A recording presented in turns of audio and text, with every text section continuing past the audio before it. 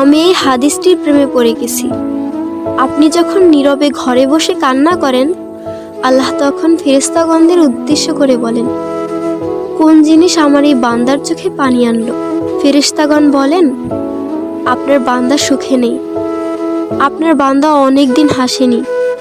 এই বলে ফেরেশতাগণ কান্না করতে থাকেন এবং আল্লাহকে বলেন, হে আমার রব, আপনি জানেন আপনার এই বান্দার হৃদয়ে কি রয়েছে, অতএব আপনি তার জন্য সবকিছু সহজ করে দিন। আল্লাহ বলেন, আমার এই বান্দা এমন কিছু জীবন থেকে হারিয়ে ফেলেছে যা সে অধিক ভালোবেসেছিল।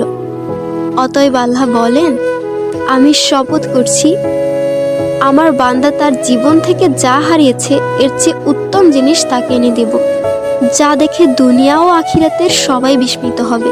আলহামদুলিল্লাহ।